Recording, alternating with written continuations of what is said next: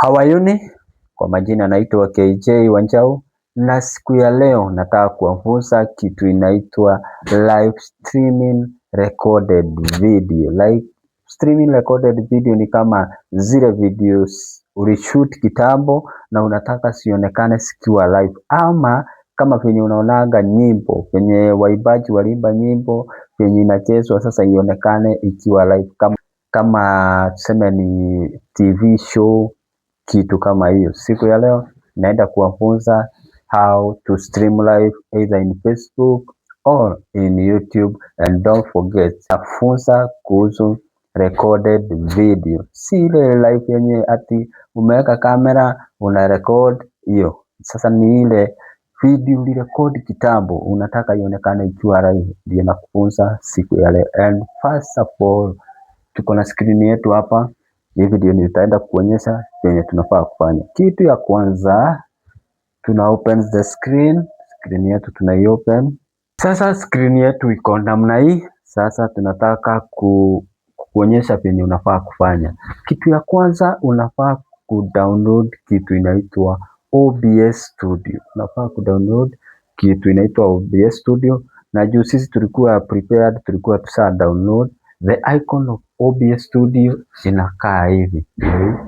Hii ndio ile app tutatumia ku stream live the recorded video. Procedure number 2, unakuja una open our OBS Studio namna hii. Sasa hivyo inatuambia running safe mode, running normally. Tunasema running normally, tunaifanya hivyo, tunagoja ifunguke.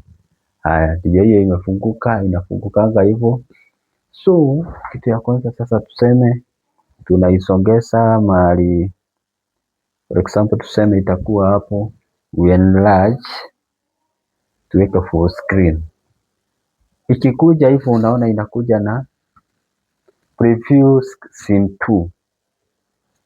Hii inamaanisha hapa ndio tutatengenezea scene yetu. Tuseme kama unataka ukuwa na scene kama 5 ama 3. Scene inaanzia scene 1, unaweka scene 1, scene 2, scene 3. Hiyo ni ile ya kushift. Tuseme kama saa hii tumetengeneza live ya scene 1, then tuweke shade ya scene 2, then tuweke shade ya scene 3, zikifuatana hivyo depending na the live streaming yenye unataka kufanya. Then hapa sasa ndio tutatengenezea video yetu. Juu video ya kustream live video recorded lazima uitayarishe. So hapa ndio tutayatayarishia video yetu, then tukimalizana nayo tutaileta hii side. Hii side inamaanisha inaonyeshaga sasa penye setting yako umefanyia hapa. So we have a window capture too. So hii tunaweza sema wacha tutengeneze scene nyingine. So we came here, tunakuja hapa, tunasema labda to add source. Add source inamaanisha, unaona kama hapa kuna add source, sorry. Hapa inakuja kwa add source. Add source sasa ni ile kitu unataka kuweka hapa. So tuseme tunataka add video fulani hapa.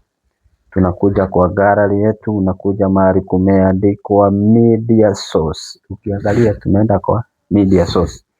You click in, then inakuambia you say okay, kudirect kwa gallery ya kompyuta yako. Then you came to browser. Sasa ndio hiyo imetupeleka kwa gallery. Gallery yetu iko namna hiyo. So tunakuja tunatafuta video yenye tunataka kuweka. So tunakuja hapo kwa video, ama acha tuende kwa tunakuja hapo kwa video, tunaangalia video yenye tutaselect, ndio tuende pale kwa nini. Let us assume tunataka kuweka hii wimbo inaitwa Niorathimaga. We do that. Ukiona ndio hii imekuja hapa, so we say open, tunaifungua hivyo. Then ikikuja si already ishaingia hapa, unakuja unasema okay. Haya, video yetu already ishaingia hapa.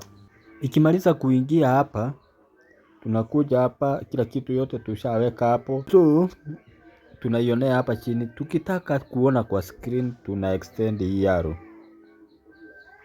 tuna extend hapo karo, na unaona video yetu imeapia kwa screen hapo, na ukiangalia vizuri sana imejaa kwa screen. Juu hapa kwa side huko ndio tunasetianga nini skills ya ile video ratio, yani resolution. Tuseme kama unataka 1080, ina depend na ile size unataka, so tunaisetia hapo. Hiyo tuseme ni ratio ya 1080. Hii ni ratio ya 1080 ya 1080.